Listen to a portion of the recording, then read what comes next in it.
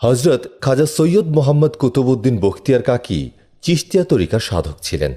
হজরত কুতুবউদ্দিন বখতিয়ার কাকি রহমতুল্লাহ আলাইহি এর আসল নাম বখতিয়ার, কুতুবউদ্দিন তার উপাধি। এ নামেই তিনি বিশেষভাবে পরিচিত। হজরত খাজা মঈনুদ্দিন চিশতি আজমিরি রহমতুল্লাহ আলাইহি এর মুরিদ ছিলেন হজরত কুতুবউদ্দিন বখতিয়ার কাকি রহমতুল্লাহ আলাইহি এবং তার পীর ছিলেন হজরত শেখ ফরিদউদ্দিন মাসউদ গঞ্জেশকর রহমতুল্লাহ আলাইহি। খাজা সৈয়দ মোহাম্মদ কুতুবউদ্দিন বখতিয়ার কাকি তিনি 2 বছর বয়সে পিতৃহারা হলে তার পুণ্যশীলা মাতা বহু কষ্টে তাকে লালন পালন করেন। মাত্র 5 বছর বয়সে মাওলানা আবু হাফসের কাছে প্রথম সবক গ্রহণ করে ইলমে দ্বীন সহ বাতেনি ও জাহিরি বিদ্যা আয়ত্ত করেন হজরত কুতুবউদ্দিন বখতিয়ার কাকি রহমতুল্লাহ আলাইহি। হজরত খাজা কুতুবউদ্দিন বখতিয়ার কাকি রহমতুল্লাহ আলাইহি 17 বছর বয়সেই স্বীয় মুর্শিদ খাজা মঈনুদ্দিন চিশতি রহমতুল্লাহ আলাইহি এর কাছে ইলমে মারেফাত ও তরিকত শিক্ষা লাভ করে পূর্ণতা অর্জন করে তিনি তার খিলাফতের সনদ লাভ করেন। তিনি ছেলেবেলা থেকেই কঠোর ইবাদতের অভ্যাস আয়ত্ত করেন। হজরত খাজা মঈনুদ্দিন চিশতি আজমিরি রহমতুল্লাহ আলাইহির কাছে বায়াত গ্রহণের পর আরও গভীরভাবে আল্লাহর জিকির ও ইবাদতে নিমগ্ন হন।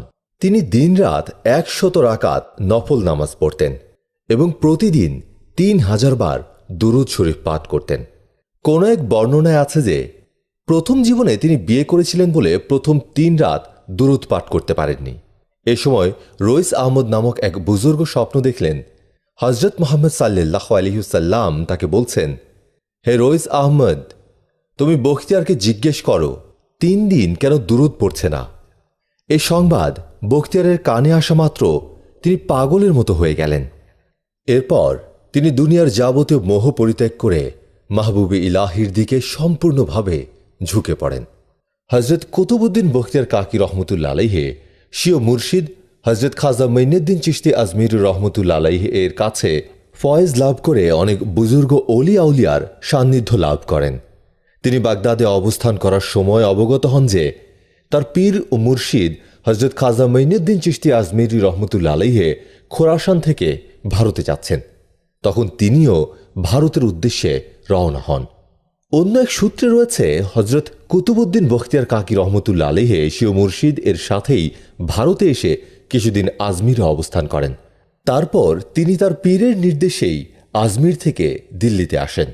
দিল্লি সফরকালে তিনি মুলতান যান এবং সেখানে বিখ্যাত ওলি শায়খ হজরত বাহাউদ্দিন জাকারিয়া রহমতুল্লাহ আলাইহি এর সাথে সাক্ষাৎ করে তার আতিথ্য গ্রহণ করেন।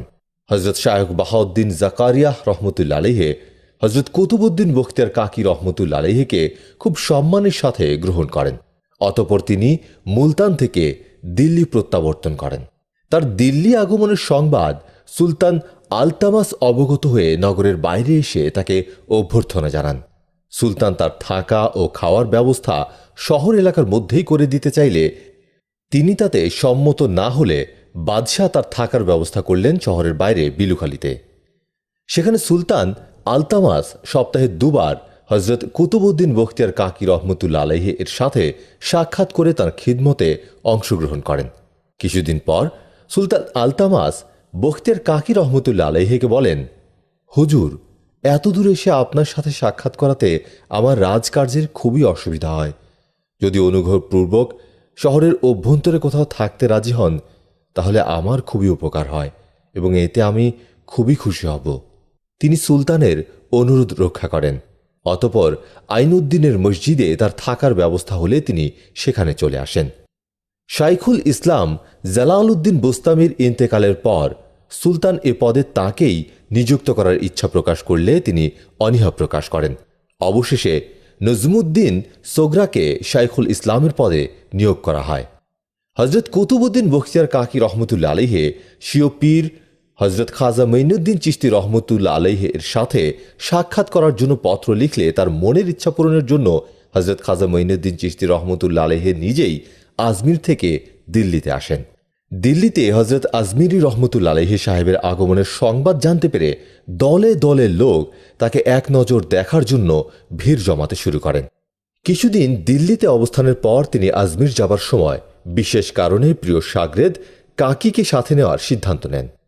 সুলতান আলতামাস হজরত কুতুবউদ্দিন বখতিয়ার কাকি রহমতুল্লাহ আলাইহিকে হজরত খাজা আজমিরি রহমতুল্লাহ আলাইহে আজমির নিয়ে যাবেন শুনে তাকে দিল্লিতে থাকার অনেক অনুরোধ করলেন। হজরত আজমিরি রহমতুল্লাহ আলাইহে এতে সম্মত হলেন না।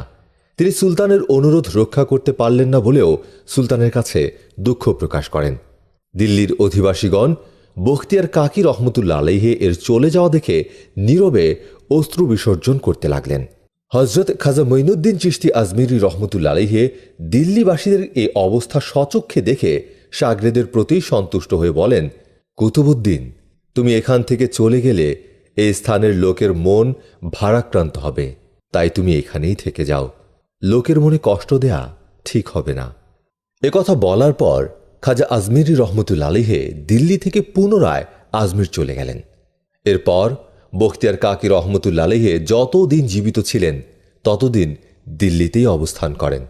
সুলতান আলতামাস তাকে খুবই ভক্তি ও শ্রদ্ধা করতেন। সুলতান আলতামাস শরীয়তের বিধানসমূহ পালনে সর্বদা সচেষ্ট থাকতেন। তিনি নামাজ, রোজা, নফল বন্দিগিতে কখনো অবহেলা করতেন না।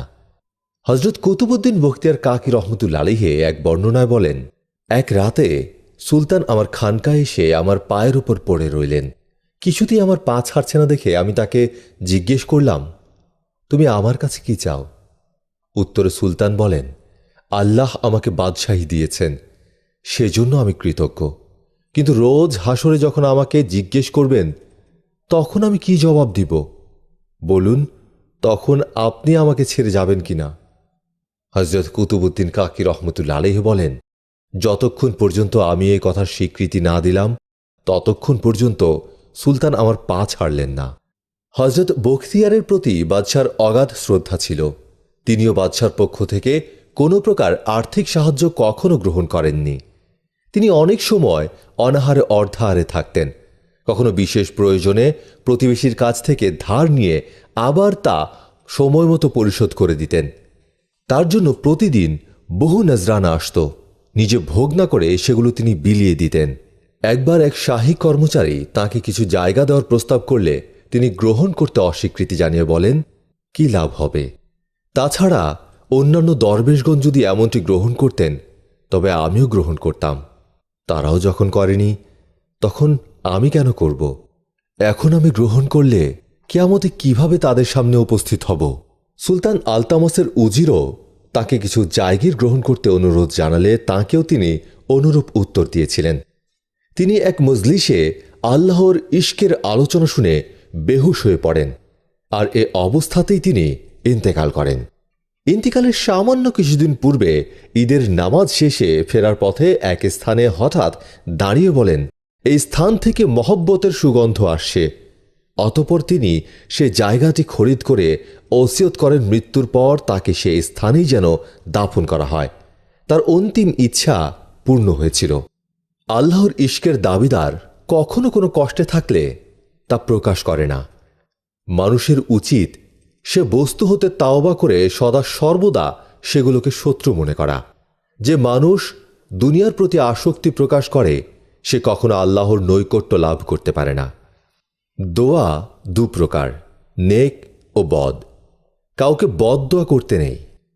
নেক দোয়া খুবই ফলপ্রসূ, বিশেষ করে যা আউলিয়া কিরামদের মুখ থেকে বের হয়।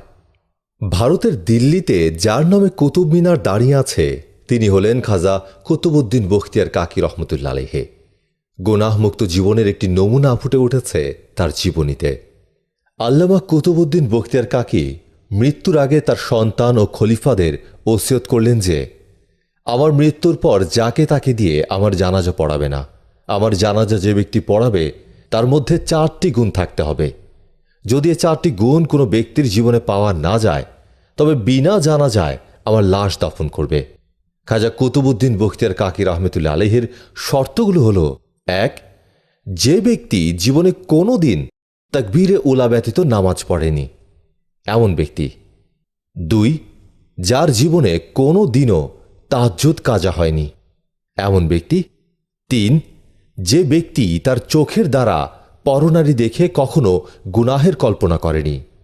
এবং 4. যে ব্যক্তি জীবনে কোনো দিন আসরের সুন্নাতও কাজা করেনি। খাজা কুতুবউদ্দিন বখতিয়ার কাকি রহমতুল্লাহ আলাইহি মৃত্যুবরণ করলেন।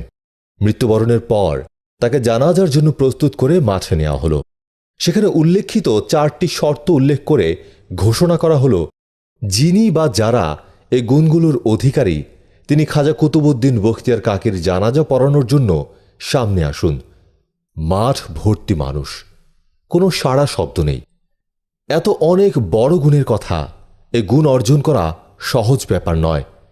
সারা মাঠের লোকগুলো মাথা নিচু করে অশ্রু বিসর্জন দিতে লাগল। নিজেদেরকে অপরাধী মনে করে নীরবে মাথা নিচু করে দাঁড়িয়ে থাকল। মাঠ থেকে কোনো প্রতিউত্তর না আসায় খাজা কুতুবউদ্দিন বখতিয়ার কাকির ছেলে, খলিফা ছাত্রসহ শুভাকাঙ্ক্ষীরা বিনা জানাজায় তাকে দাফনের সিদ্ধান্ত গ্রহণ করলেন। সন্তান ও খলিফারা লাশের পাশে দাঁড়িয়ে তাকে বিনা জানাজায় দাফন করার জন্য রওনা হবেন। এমন সময় সামনের কাতার থেকে একজন লোক কদম বাড়িয়ে দিয়ে বললেন, থামো, আমি জানাজা পড়াবো। এ ব্যক্তি আলেম নয়, তবে সাধারণ মানুষও নয়। তিনি হলেন দিল্লির সুলতান শামসুদ্দিন আল তামাশ রহমতুল্লা আলাইহে। দিল্লির সুলতান শামসুদ্দিন আল তামাশ রহমতুল্লা আলাইহে খাটিয়ার সামনে গিয়ে কাফন সরিয়ে খাজা কুতুবউদ্দিন বখতিয়ার কাকির কপালে চুমু খেয়ে বললেন, ওগো আল্লাহর অলি, সারা জীবন নিজে আমল করে করে তোমার আমল গোপন করে তুমি চলে গেলে, আর আজকের এ ময়দানে আমার আমলগুলোকে প্রকাশ করে দিলে। আমি ভয় করি আমার আমলগুলো প্রকাশ হয়ে যাওয়ায় না জানি আমি ধ্বংস হয়ে যাই। আসুন আজ আমরা মহান রব্বুল আলামিনের দরবারে হাত তুলে প্রার্থনা করি, আল্লাহ তাআলা যেন আমাদের বেশি বেশি ইবাদত করার তৌফিক দান করেন। আমিন।